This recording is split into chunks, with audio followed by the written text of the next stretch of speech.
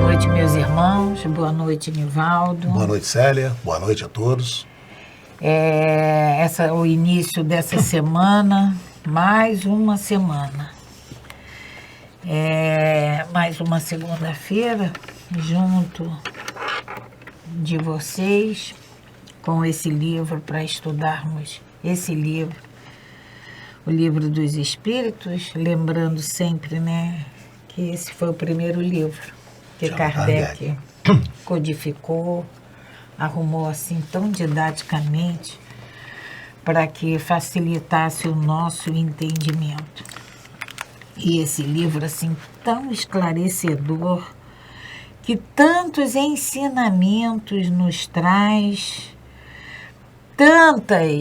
são tantos ensinamentos, e que a gente vai com eles, com esses ensinamentos que nos chegam, que a espiritualidade nos traz, nós vamos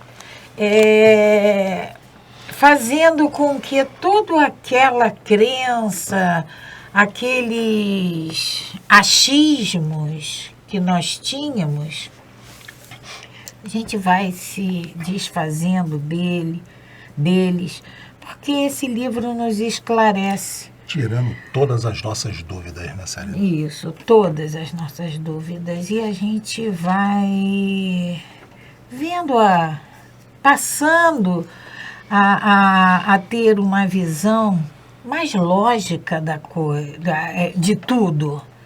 Porque uma coisa é porque é. E outra coisa, não. É assim porque acontece desse jeito, daquele jeito. Você sofre porque você tem que sofrer. Está nos desígnios de Deus que você tem que sofrer. Outra coisa é você saber de uma lei chamada ação e reação.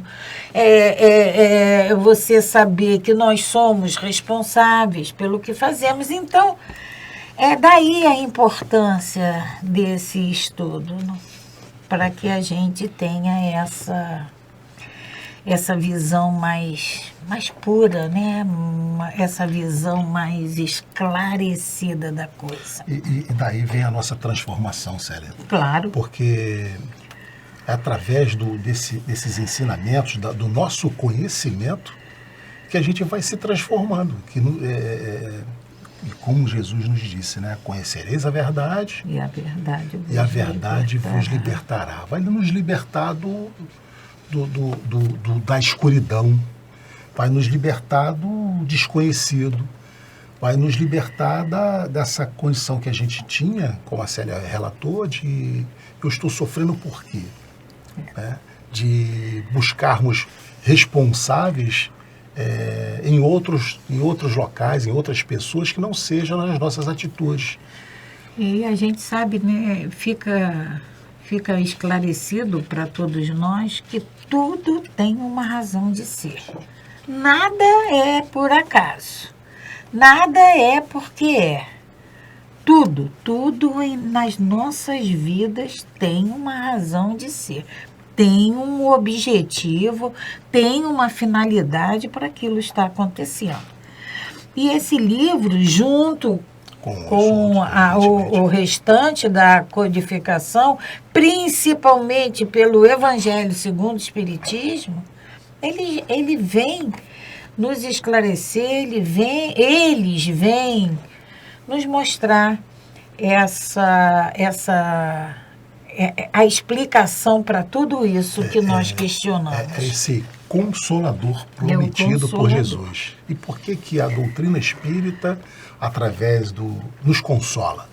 Porque, como a gente sempre fala aqui, né, Célia, ele nos esclarece de onde nós viemos, o que nós estamos fazendo aqui e para onde vamos quando perdermos esse nosso corpo físico. Então, quando a gente começa a descobrir isso, Célia, a gente se sente consolado por saber que nada é eterno, todas as nossas dificuldades que estamos passando aqui vai ter um prazo de validade. Então, isso vai nos dando condição de querermos nos melhorar, porque pelos nossos ensinamentos, que aprendemos aqui da lei de causa e efeito, da ação e reação, do plantio, da semeadura e da colheita. Da colheita. Que plantamos, colhemos hoje, que plantamos ontem. Então, se nós queremos colher algo diferente do que hoje estamos colhendo, vamos tratar de plantar. Fazer diferente. Fazer diferente. Essa transformação, essa mudança que a gente esse precisa. Esclarecimento, por que que ele nos consola?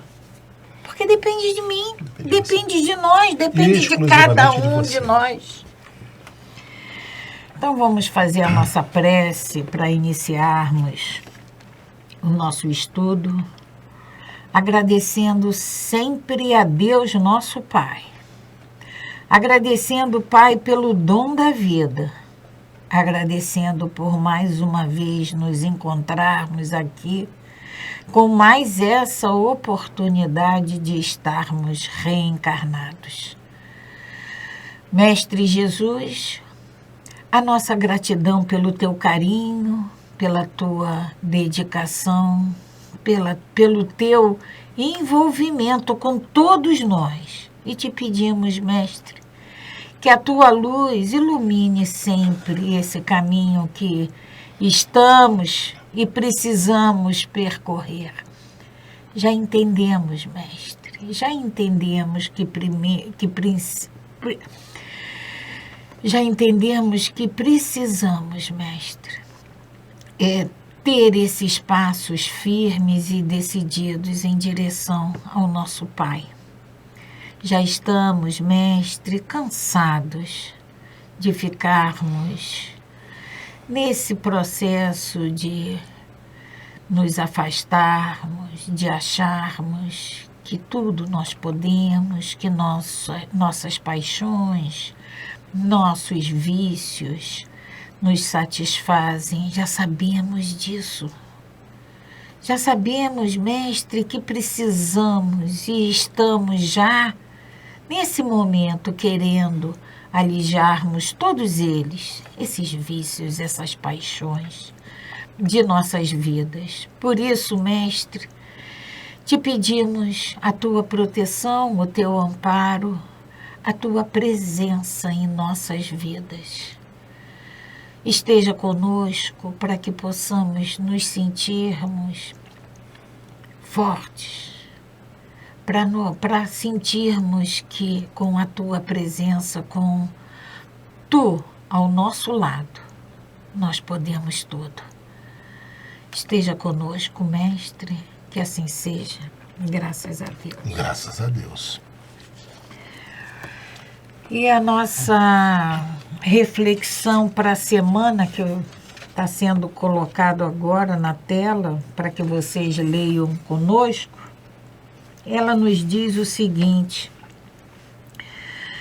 a evidência de que o Espírito Santo habita em você não é que você não tenha desejos maus, mas sim que agora você está em guerra com eles.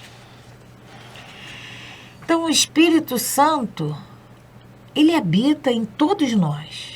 O nosso espírito, ele é o Espírito Santo.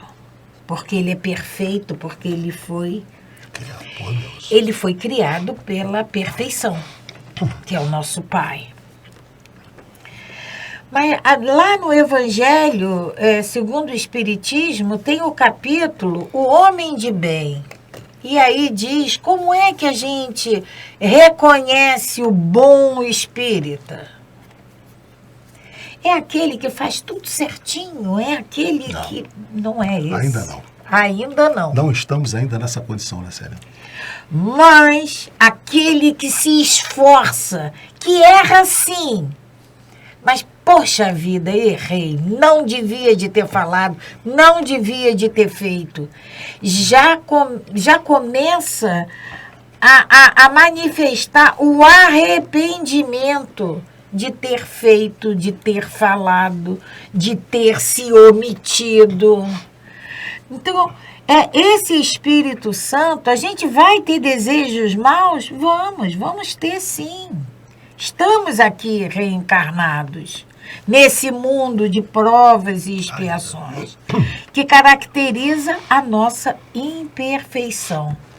Mas não é por isso que esses desejos maus têm que tomar conta de todos nós. Não é? Nós temos que lutar contra eles. É o que nós falamos sempre, né, Célia?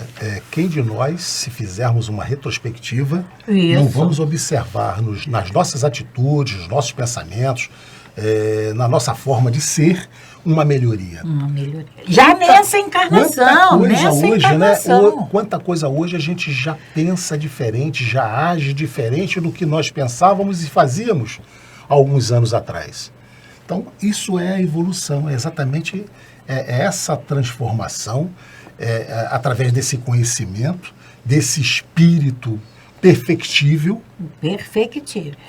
Que um dia será perfeito, né? Foi criado pelo Criador, né? Que um dia nós estaremos lá, com certeza, fazendo, como Jesus nos disse, tudo aquilo que um dia Ele fez, que nós faríamos também. Então, essa garantia de que nós vamos evoluir, nós vamos nos melhorar. Evidentemente, isso depende de cada um de nós. Cada um escolhe o caminho que quer percorrer para chegar num determinado local. Mas que todos nós chegaremos, com certeza chegaremos. Esses desejos maus, os pensamentos maus, os sentimentos maus, os atos maus, nós ainda temos. Mas também já temos condições e estamos em condições, pelo que já passou pelas nossas mãos de ensinamento dessa doutrina, já temos a obrigação de refletirmos sobre eles.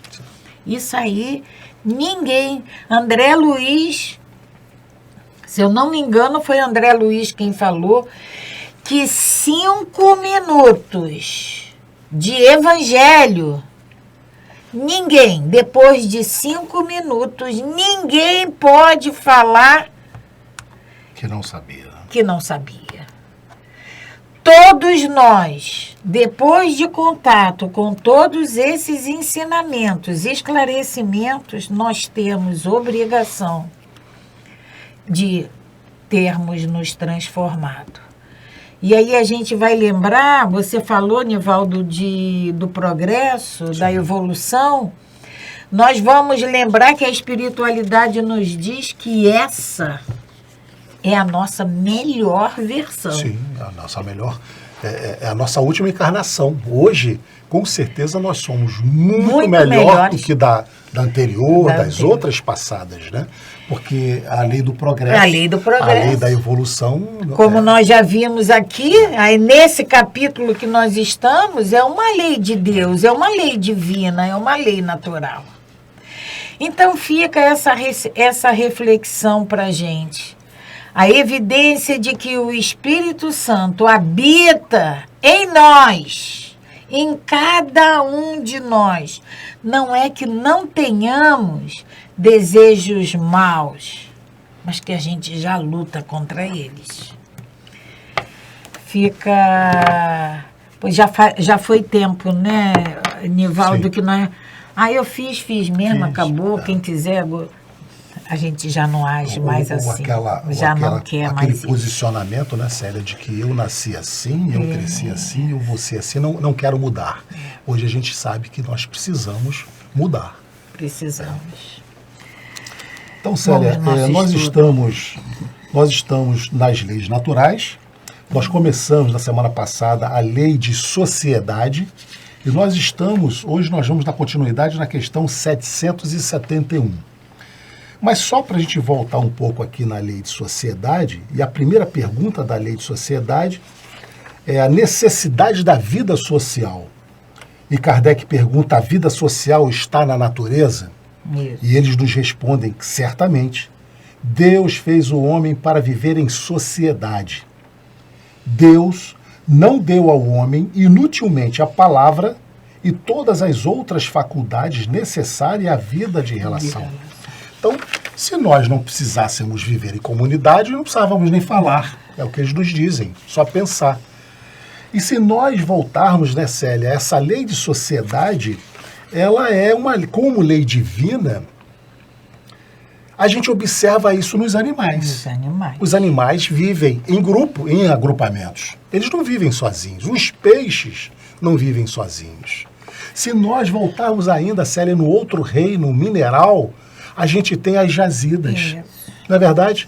Nós não temos as pedras espalhadas. Normalmente, quando se encontra o ferro, o diamante, ou seja, a matéria-prima que for, elas normalmente estão agrupadas também, vindo nessa ideia de estarmos sempre agrupados. E quando atingirmos essa nossa forma hominal, nós também temos que nos desenvolver dentro dessa lei de sociedade junto com os nossos amigos, os nossos irmãos de caminhada.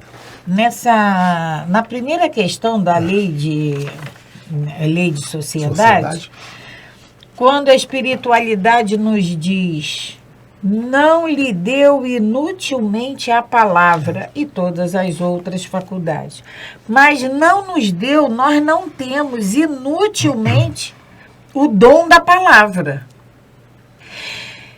E esse dom da palavra é para que possamos viver em sociedade, na nossa vida de relação, harmonicamente. A palavra não nos foi dada para discórdia. Atacar, né? Mas, como nós abusamos de todos os dons que nos são dados, fica a nossa reflexão. A palavra não nos foi dada inutilmente. Então, e aí, né, chamando mais uma vez a atenção desses três reinos, né? O mineral, o vegetal, o animal e o hominal, que todos eles vivem em grupo. Nós temos aí as regiões, quem estuda a geografia vai ver as regiões que normalmente habitam determinada vegetação, também agrupadas como mineral, como animal, e nós também temos que nos desenvolvermos em sociedade. Mas nós estamos na questão 771, e Allan Kardec então pergunta: que pensar daqueles que fogem do mundo para se voltarem ao alívio dos infelizes? Os que fogem do mundo para se voltarem ao alívio dos infelizes. É importante que a gente fale da questão anterior, porque na questão anterior, Kardec pergunta que se deve pensar dos homens que vivem em absoluta reclusão para fugir do contato pernicioso do mundo. E eles respondem que isso é um duplo egoísmo. Então, veja só, são aquelas pessoas, Célia, que eu não quero ter contato com ninguém, eu vou fugir do mundo por uma questão minha, por uma questão egóica minha. Na questão 771, aqui... ele também foge do mundo. Ele também foge do mundo, mas por uma causa, vamos dizer assim, humanitária. Com um propósito de ajudar, né?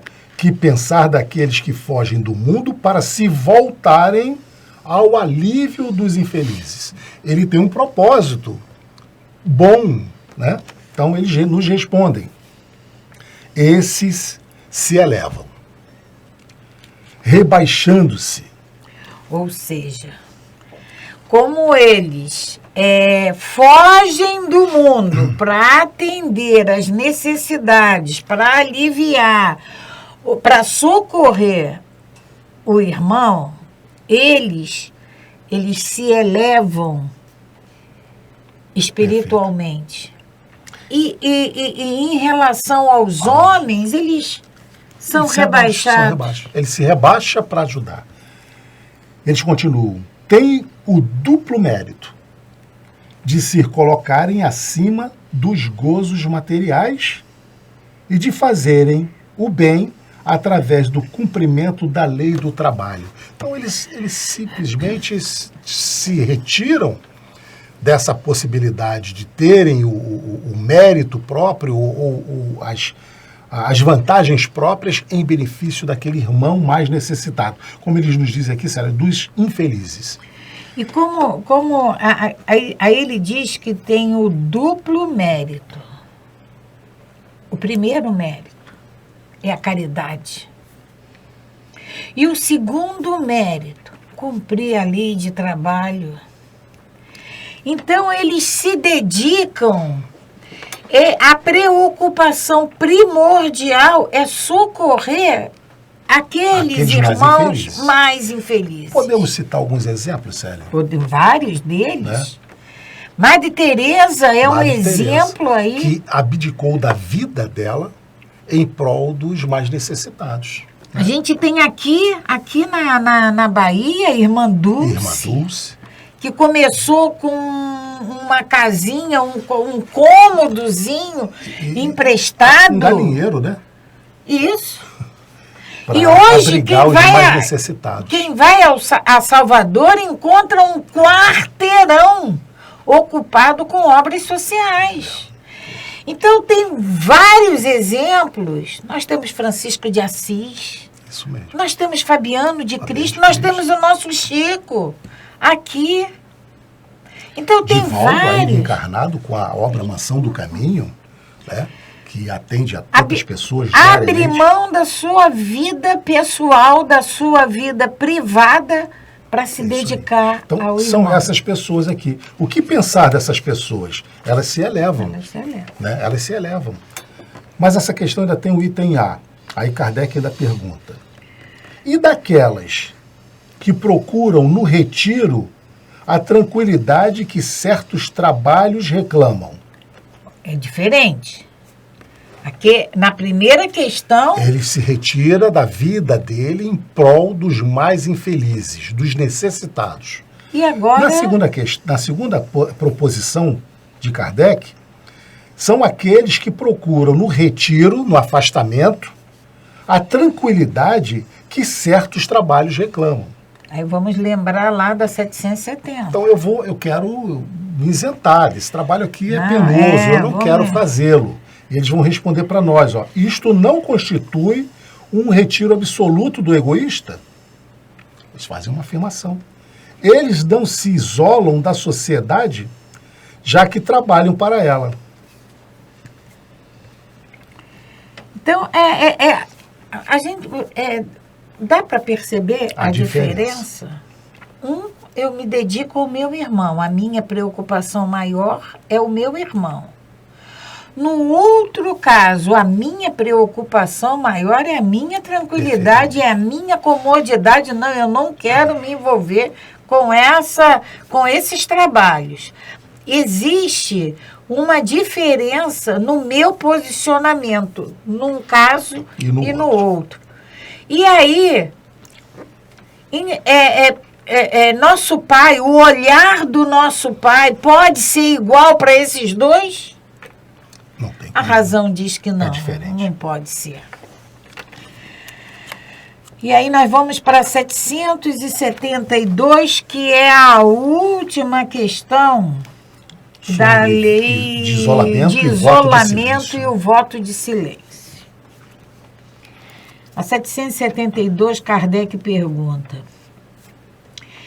que pensar do voto de silêncio prescrito por algumas seitas, desde a mais remota antiguidade? Então, voto de silêncio é voto de silêncio. É nos calarmos durante o tempo que nós estivermos em adesão com aquela crença. E a gente tem notícia, né, Célia, como Kardec cita aqui, de algumas seitas antigas que os membros faziam esse pacto do silêncio. Inclusive em alguns mosteiros. Né? Tem hoje. Hoje ainda temos alguns mosteiros em que lá é aplicada a lei do silêncio. Ninguém fala nada. E nós vamos lembrar da questão 766, quando a espiritualidade nos diz que Deus não nos deu inutilmente a palavra. Com certeza. Por isso não voltamos lá nela. Para a gente ficar bem... Senão ele teria nos criado todos mudos. Então Deus não nos deu inutilmente a palavra. Isso lá na 766. Aí na 772, Kardec volta a perguntar: que pensar do voto de silêncio que algumas seitas da mais remota antiguidade prescreve para os seus adeptos? E a espiritualidade nos responde: perguntai ante a vós mesmos se a palavra é faculdade natural e por que Deus a concedeu ao homem. Então, a espiritualidade está a resposta, né? Nos pedindo para que a gente faça uma consulta a nós mesmos. E para sabermos se a palavra é uma faculdade natural. E a gente sabe que é. E por que Deus concedeu ao homem? Por que Deus concedeu a palavra ao homem? É para que ele se calasse? Ele não cria nada inutilmente? Continua a espiritualidade. Deus condena o abuso e não o uso das faculdades que lhe outorgou. Ele condena... Esse ponto é importante, né? O abuso. Porque muita gente pode pensar assim, pô, então ele me deu a palavra, mas ele me deu outros dons que eu posso, então, utilizá-lo como eu quiser. Não. Deus, aqui, né? Deus concedeu, sim, mas para usarmos sem abuso. Deus condena o abuso e não o uso das faculdades que ele nos outorgou. Entretanto, o silêncio é útil, pois no silêncio pões em prática o recolhimento. Teu espírito se torna mais livre e pode entrar em comunicação conosco. A importância do silêncio. Entretanto, o silêncio é útil. É importante. Pois no silêncio põe em prática o recolhimento. Teu espírito se torna mais livre e pode entrar em comunicação conosco. O voto de silêncio, porém, é uma tolice. Sem dúvida, obedecem à boa intenção os que consideram essas privações como atos de virtude. Sem dúvida, obedecem à boa intenção os que consideram essas privações como ato de virtude. Enganam-se, no entanto, porque não compreendem suficientemente as verdadeiras leis de Deus. Eu posso ser até adepta de uma crença dessa que me prescreve o voto de silêncio. E aí eu faço com a maior boa intenção.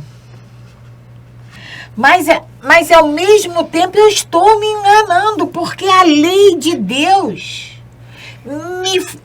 me diz que eu preciso viver em sociedade.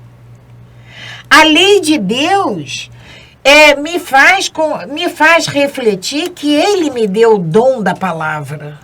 Ele me outorgou a palavra. E se eu resolvo não usá-la, se eu resolvo me silenciar, eu estou Que uso eu estou fazendo daquele dom? Eu não posso abusar, mas eu tenho que usar. É o equilíbrio, né, Célia? É usar todos os nossos dons sem excessos. Sem excesso. Deus não condena, Deus condena o abuso e não o uso. Usar, nós temos que usar. E aí, se eu me imponho o voto de silêncio, eu estou desconhecendo essa lei de Deus. E aí tem uma notinha de Kardec. O voto de silêncio absoluto, do mesmo modo que o voto de insulamento é a privação do contato com outros seres, priva o homem das relações sociais que lhe podem facultar ocasiões de fazer o bem e de cumprir a lei do progresso. Então, quando eu me afasto, quando eu me retiro, quando eu me imponho um voto de silêncio ou um insulamento, qual é o bem que eu faço? Qual é o mal que eu evito? Como eu vou cumprir essa lei do progresso? Como eu vou estar dentro dessa lei natural, que é a lei de sociedade? Como nós estaremos? Como é que nós vamos nos posicionar, né, dentro dessas leis? Por isso da importância, né, Célia, da gente estar aqui, cada lei são as 10 leis naturais, as leis divinas, as leis universais, nós aprofundarmos esse entendimento para que a gente possa, a partir de agora, saber como proceder e o que pensar de acordo com os posicionamentos, as condições que apareceram na nossa vida, no dia a dia. Nós vamos para outro tópico, né? Agora Da nós vamos lei entrar de sociedade ainda. Dentro da lei de sociedade, nós vamos falar sobre laços de família. Laços de Laços família. de família. E aqui Kardec vai nos falar... Isso é importante, né? Porque há uma passagem, há um capítulo do do Evangelho. Evangelho que fala sobre a reencarnação. Se a reencarnação enfraquece os laços de família, e eles dizem que não, né? Pelo contrário, amplia. E aqui Kardec também vai trazer esse tópico, laços de família, e ele faz a seguinte pergunta aos espíritos: por que entre os animais os pais e os filhos não se reconhecem mais quando estes não necessitam mais de cuidados? Nos animais. Nos animais. Kardec começa perguntando os laços de família nos animais. E nós falamos aqui nos reinos, né? Reino no mineral, no vegetal, no animal e no hominal.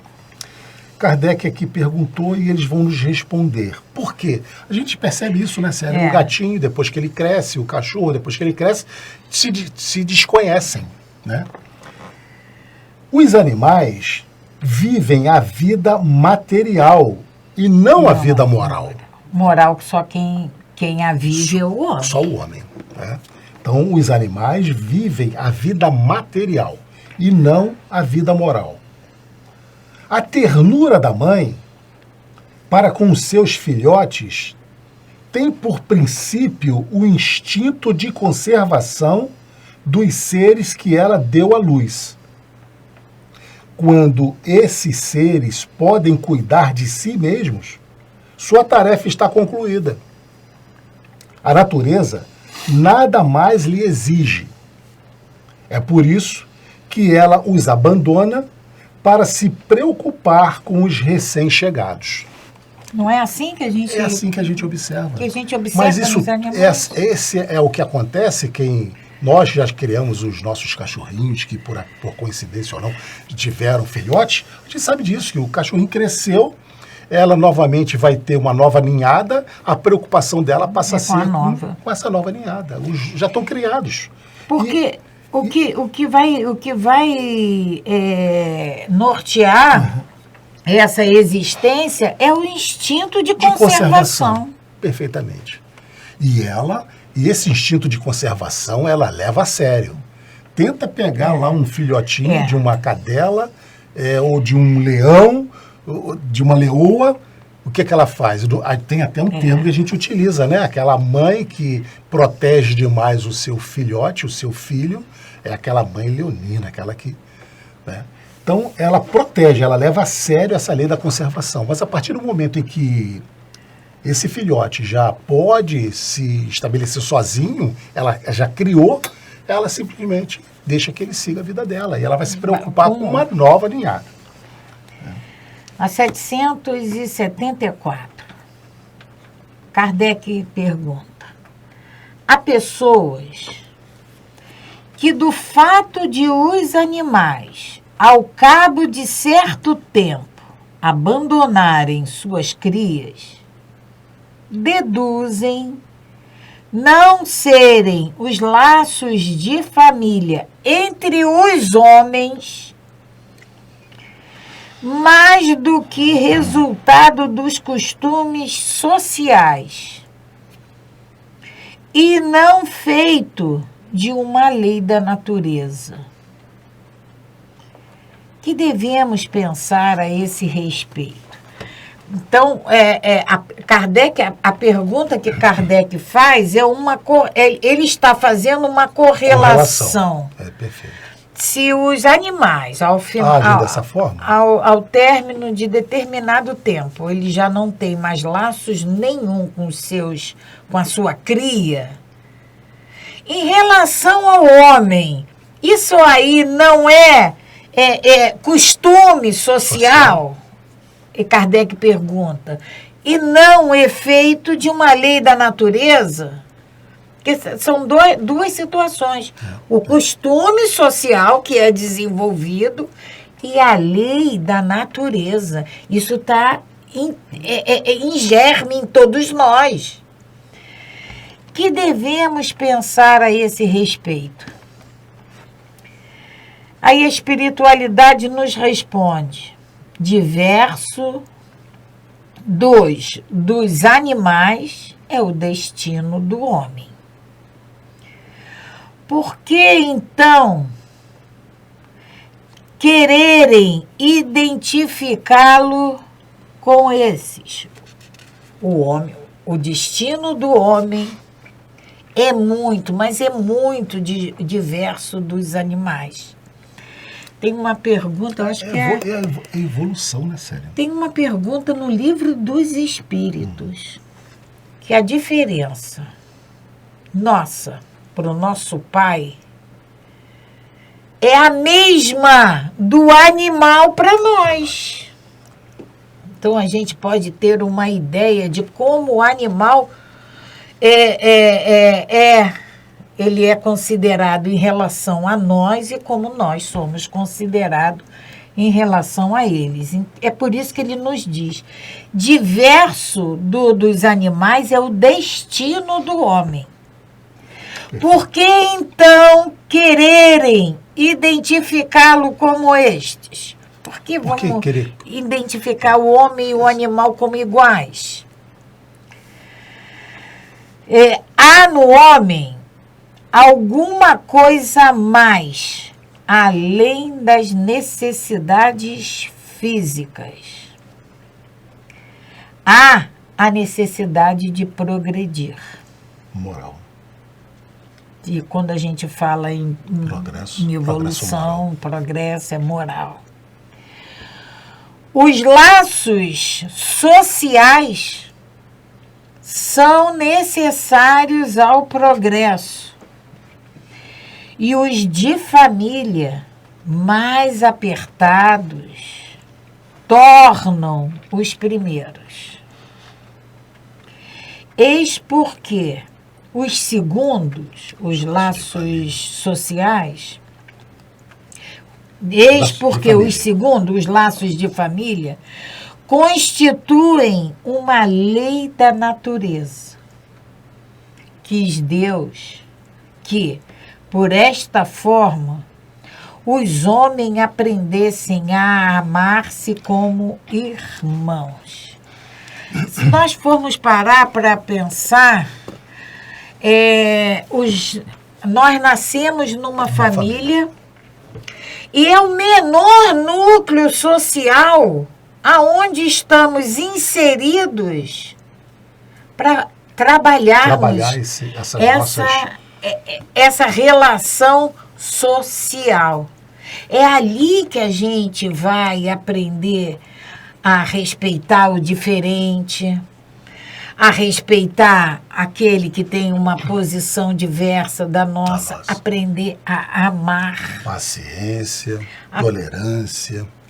É nesse treinarmos núcleo, todas as nossas virtudes, né, e os nossos defeitos, sério. Nesse menor núcleo que nos foi dado pelo nosso Pai. Por quê? Quando o outro núcleo que nós vamos precisar conviver, o núcleo escolar, que já é maior. Trabalho, o nosso grupo, né? E se nós formos parar e pensarmos, vamos perceber que esses grupos vão aumentando ampliando, e suas complexidades também. E sempre nos dando essa oportunidade da gente nos desenvolvermos. Né? E aí, nessa questão, ele pede para a gente ver a questão 250. 205. 205. Vamos ver rapidinho, porque ela já faz tanto tempo, né? A 205. A 205 tem duas, tem a letra A, que ela diz assim, a 205. Há algumas pessoas, a doutrina da reencarnação se afigura destruidora dos laços de família. Como fazê-los anteriores à existência atual? Qual é a tua pergunta? É muito diferente? Nós já tínhamos comentado, né? Aos olhos de algumas pessoas, a doutrina da reencarnação parece destruir os laços de família, fazendo-os anteriores à nossa existência atual. E, na verdade, a resposta deles, né? Ela os distende, ela amplia, ela aumenta esses laços de família. Não destrói.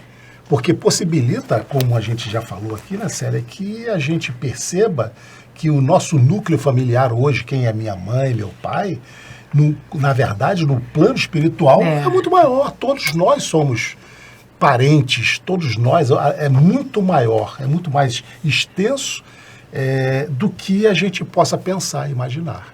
Então, a reencarnação, ela não destrói os laços de família, ela amplia. E aí, essa questão a 774, que nos remete a 205, nos faz repetir o que nós falávamos bem no início desses nossos encontros de estudo, da necessidade desse livro. Porque agora fica fácil a gente voltar lá. Exato. Nada impede que vocês aí vai dar um pouquinho mais de trabalho, mas nada impede que vocês retornem lá. Mas com o livro a coisa fica mais fácil. Mais facilitada. É verdade. Célia, estamos chegando. Mas eu acho que dá tempo, não dá para a gente fazer a última, que ela é pequenininha, nem que a gente 775, volta. né? Então, na 775, Kardec pergunta qual seria para a sociedade o resultado do relaxamento dos laços de família. Ou seja, exterminar as famílias. Se nós fôssemos assim como os animais. Os animais. Então, eles nos dizem uma recrudescência do egoísmo, um retrocesso. Nós extinguirmos a família, nós estaríamos voltando à condição dos animais. E aí a gente... Seria um retrocesso. Como não retroagimos, não tem como voltar. É verdade. ou então nós encerramos aqui, né, Célia, o Laço de Família. Na próxima segunda-feira a gente vai começar com uma lei nova, a Lei do Progresso. Tá?